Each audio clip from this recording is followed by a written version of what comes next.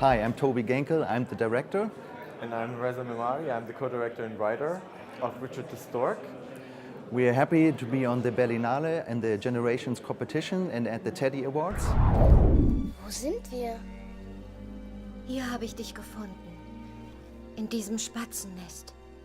Kurz bevor du geschlüpft bist, sind deine Eltern verschwunden. Nein, du bist meine Mutter und ich bleibe bei dir. Richard, du kannst nicht mit nach Afrika. Das werden wir ja sehen.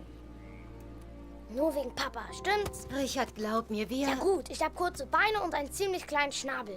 Aber ich bin ja auch noch ein ganz junger Storch. Nicht mehr lange, dann bin ich mindestens so groß wie ihr. So groß und so stark. Du wirst schon sehen. Warte! Ich werde es euch allen zeigen. Das war mein Stichwort. Madame, Monsieur, dürfte ich Ihnen behilflich sein? Oh, ihr beide seht ja aus wie der Jäger und seine Beute. Ich hörte, ihr müsst nach Gibraltar. Ich heiße Richard und das ist Olga. Und? Okay, Olga und Oleg. Oleg? Ah, verstehe. Die Eule ist ein wenig tüdelü. Tüdeldü? Wer? Richard ist Tüdeldü, der hält sich für einen Storch. Ja, er ist ja auch ein Storch, ganz klar. Diese aufrechte Haltung und diese selbstverständliche Eleganz. Mua. Endlich mal jemand auf Augenhöhe, der weiß, wovon er spricht.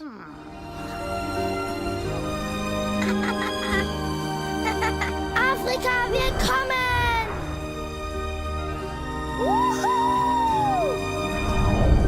Welcome Toby Genkel and Reza Memari, director and co-director and scriptwriter of Richard the Stork. It's an animated movie and it's screened in Generation, right? Yes.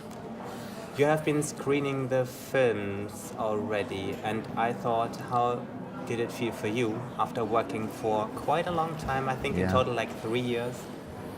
To actually show the movie. Yeah, we screened the movie yesterday, had our world premiere in the Zoopalast. 800 people, lots of kids. Lots of kids. Lots of kids. It was purely amazing. It was really amazing. It was like you said, it's the reward for the hard work of, in my case, 2.5 years. In your case, the journey was even longer. Yeah.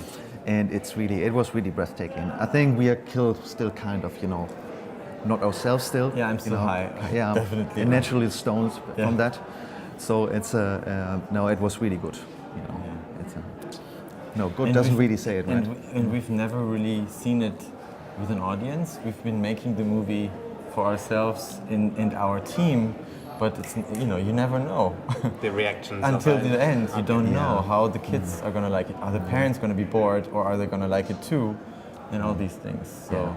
We went there with something good. We were like self-confident that we have something good, so we didn't expect to be crucified. But we did not expect that either. Yeah. That the reception was really amazing. So for us it was emotional 1.5 hours, I have to say. It was amazing. And it was the first time we saw the German dub. Yeah. That also added up to it that we saw our own film for the first time with different eyes, because now it's our native tongue that we see it with. And that boosted it one more time. So, like I said, we are still like up there somehow, but we get there now. Yeah. So Reza, as I said already, you wrote the script and you have been co-director and you have been editing the film. Yes. So it's like 3 jobs all in one. Yes. So how did you manage with this situation and what are the advantages and the disadvantages? Ooh, well, I think it sounds like a lot at the same time, but it didn't happen at the same time, so it was a gradual development. So, for example, the writing process started in 2008, and then it went until 2013, until, from first, treatment to the draft, to the production draft, which then we developed with Toby together, because then he was on board and we could refine it and refine it and refine it. So that was my very first task.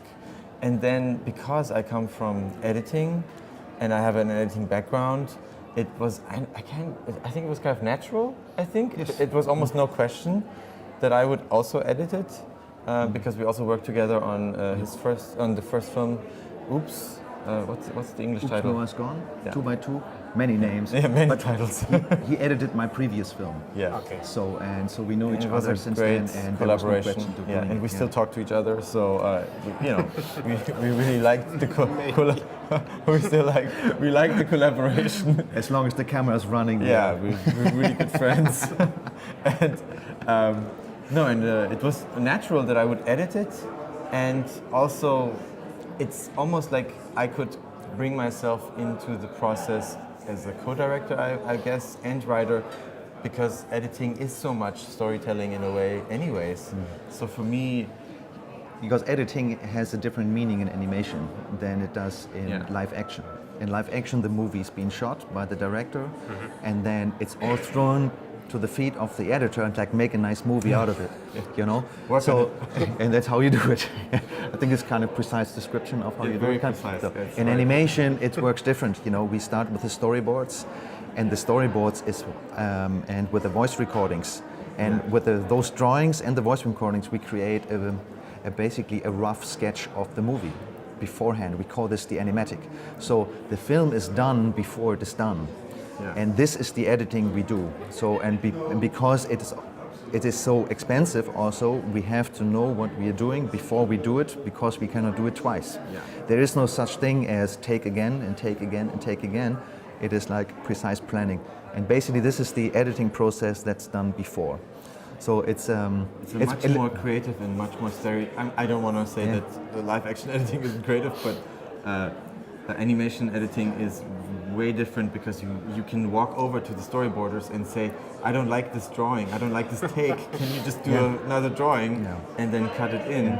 We need a close-up, then we get a close-up. Yeah. You know, it's like if you don't shoot it in editing, it's gone, you have to do something else. So this is how it works. So it's kind of like a mixture of editing and shooting. And I could also rewrite dialogue as I was editing, because I'm also the writer. So when a dialogue line wasn't working, I could basically just speak it into a microphone and basically do a temp track and just work with that. Don't worry, our voices are not in the film anymore. There's one little... Stop it, you two. There's one...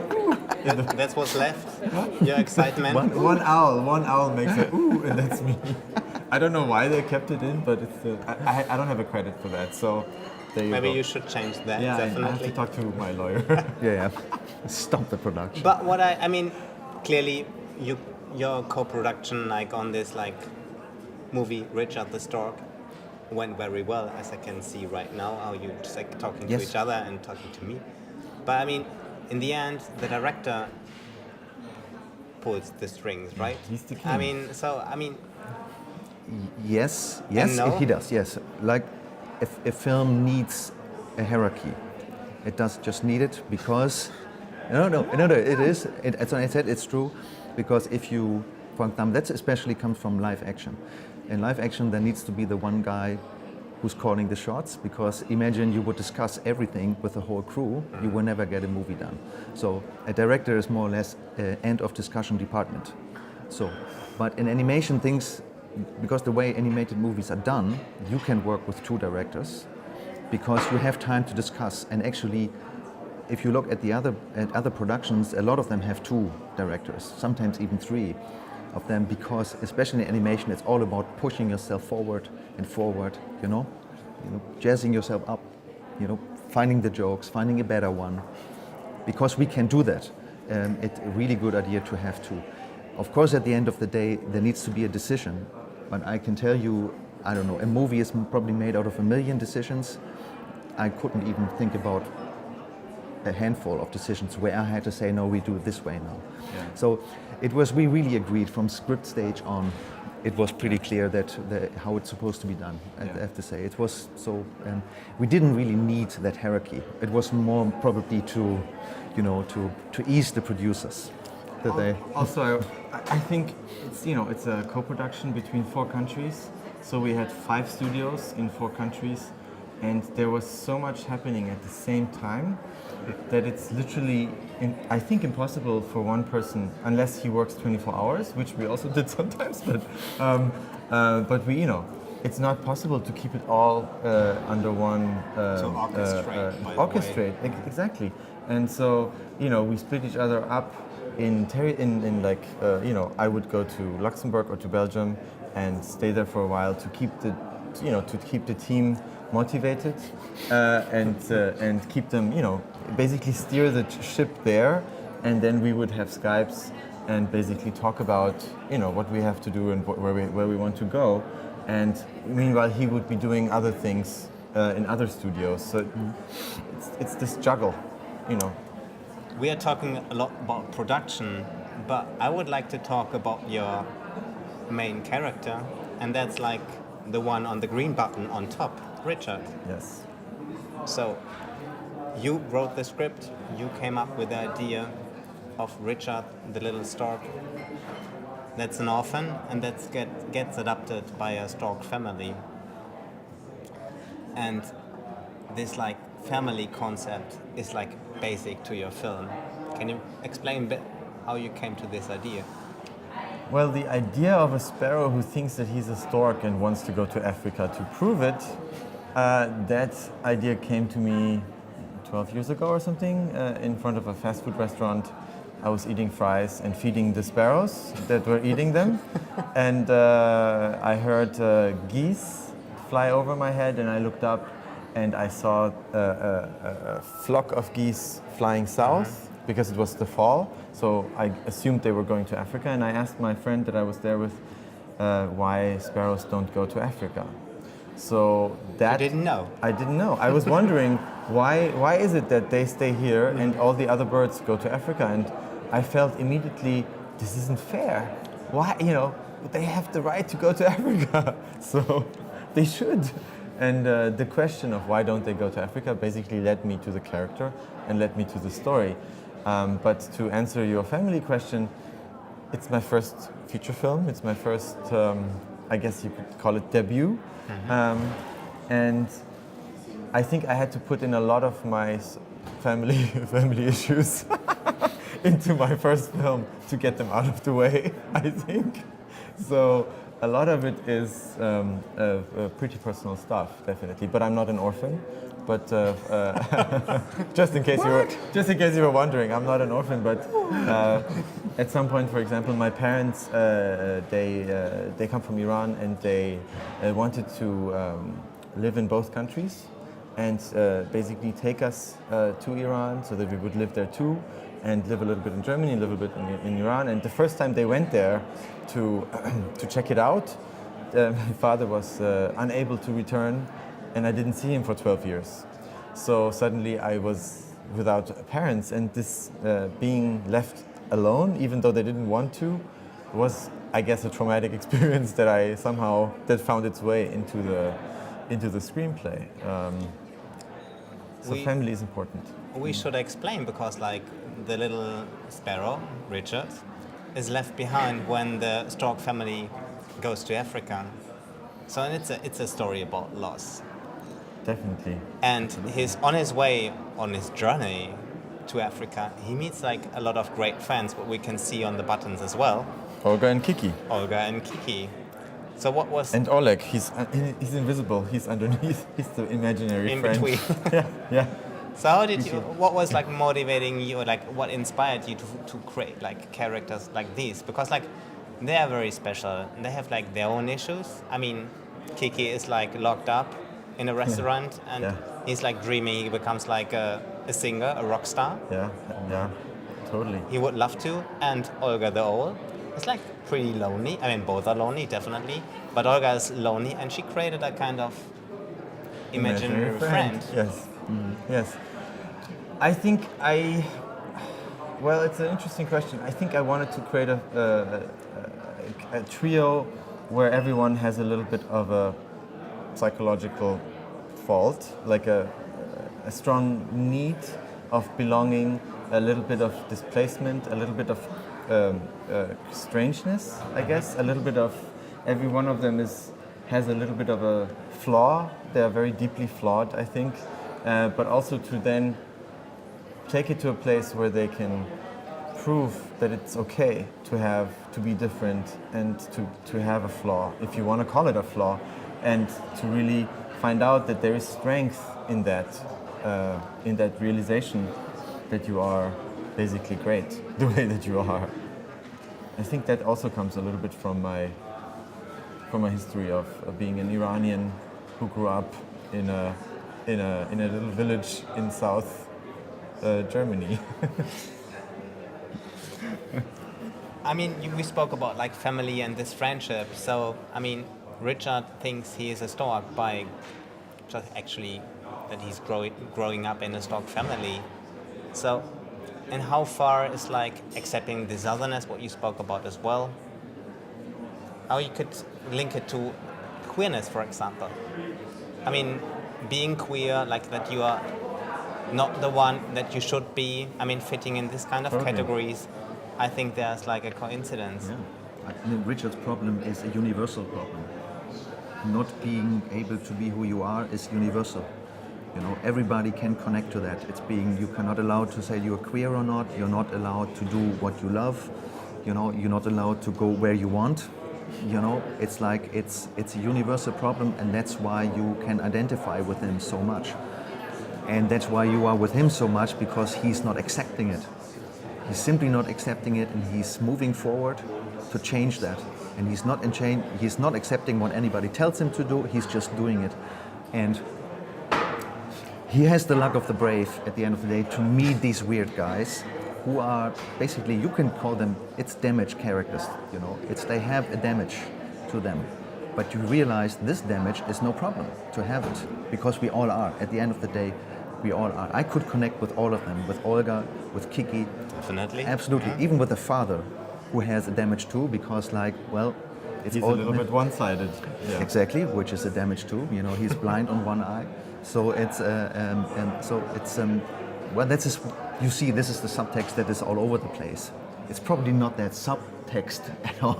Well, it's quite there. To me, but it was very touching to be selected in the Teddy program because it just speaks to the intention of the movie, and I liked that it's been, you know, that it's totally that it's universal this way.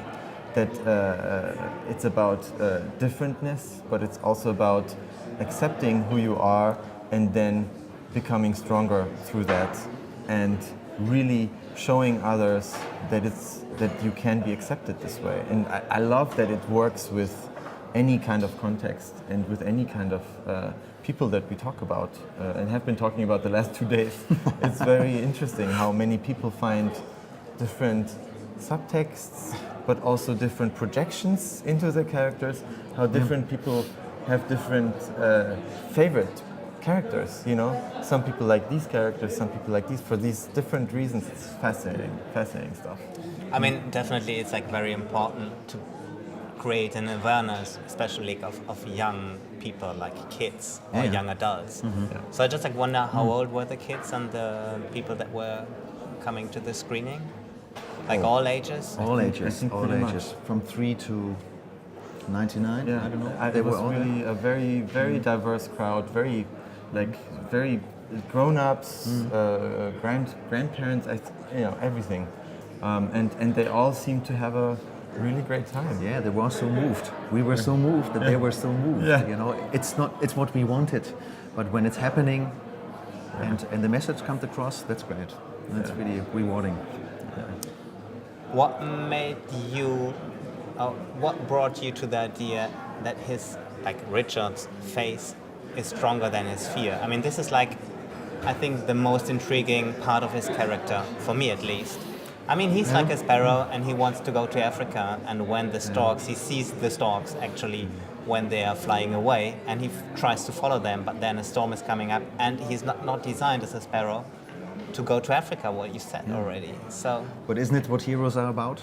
You know, that they have this incredible obstacle to overcome. I don't know. It's like. I mean, maybe you know better, but it's like I mean that this is what heroes are about in movies. You know, they do what we probably don't do all day. You know, everybody knows the situation. I should have said this. I should have been strong at this moment. I backed down. I shouldn't have done that. And then, of course, if you go to a movie, you see a person doing this. It's why you go to the movies, I guess, yeah. But it also, when I had this idea about Richard, when I was at this fast food restaurant, I saw the energy of this guy was overwhelming. He was so stubborn, and I knew that there was something there, that this character literally wanted to come to life. It was, I think, also the power of this production is that this little sparrow has so much, I mean, I don't know, but he really pushed through a lot of obstacles on the production side because it's an original story, and a lot of people were telling us, because it's not a common thing for European cinema to come up with, at least German cinema I should say, to come up with original stories. Usually children's animation movies here are, you know, branded and they are licenses, and a lot of people were like, you know, this is never gonna happen. You will never make this movie. And for us it was like, oh, you're just basically talking to Richard, who's, you know, you're basically being Richard's father who says you're never gonna go to Africa. So this, it's a mythical thing to me how powerful this little guy is and has become, and has been really pushing all of us, 180 people at the peak, to make this movie come to life. It's amazing. Brave little sparrow. And with the help of Olga and our Kiki, who's of course a little diva. A little bit. Reza and Toby, thank you so much for coming. I wish you good luck for the screenings, and definitely good luck for the Teddy Awards. Thank you so much. Oh yeah, looking forward. Thank you. Wait. Thank you.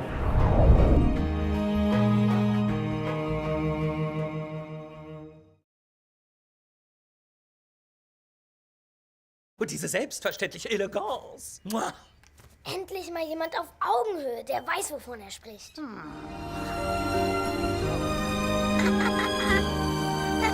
Afrika, willkommen!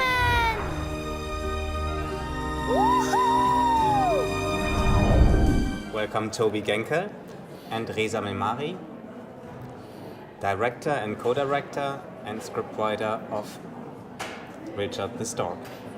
It's an animated movie and it's screened in Generation, right? Yes.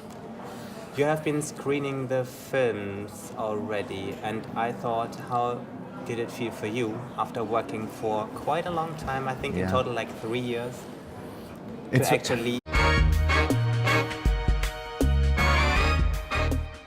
Hi, I'm Toby Genkel, I'm the director. And I'm Reza Memari, I'm the co-director and writer of Richard the Stork. We are happy to be on the Berlinale and the Generations competition and at the Teddy Awards. Wo sind wir? Hier habe ich dich gefunden. In diesem Spatzennest. Kurz bevor du geschlüpft bist, sind deine Eltern verschwunden. Nein, du bist meine Mutter und ich bleibe bei dir. Richard, du kannst nicht mit nach Afrika. Das werden wir ja sehen. Nur wegen Papa, stimmt's? Richard, glaub mir, wir... Ja gut, ich habe kurze Beine und einen ziemlich kleinen Schnabel. Aber ich bin ja auch noch ein ganz junger Storch. Nicht mehr lange, dann bin ich mindestens... Until the end, you don't know how the kids are gonna like it. Are the parents gonna be bored, or are they gonna like it too? And all these things. So we went there with something good. We were like self-confident that we have something good, so we didn't expect to be crucified. But we did not expect that either. That the reception was really amazing. So for us it was emotional 1.5 hours, I have to say. It was amazing. And it was the first time we saw the German dub. That also added up to it that we saw our own film for the first time with different eyes, because now it's our native tongue that we see it with. And that boosted it one more time. So like I said, we are still like up there somehow, but we get dragged down. So groß wie ihr. So groß und so stark. Du wirst schon sehen. Warte! Ich werd's euch allen zeigen. Das war mein Stichwort. Madame, Monsieur, dürfte ich Ihnen behilflich sein? Oh, ihr beide seht ja aus wie der Jäger und seine Beute. Ich hörte, ihr müsst nach Gibraltar. Ich heiße Richard und das ist Olga. Und? Okay, Olga und Oleg. Oleg?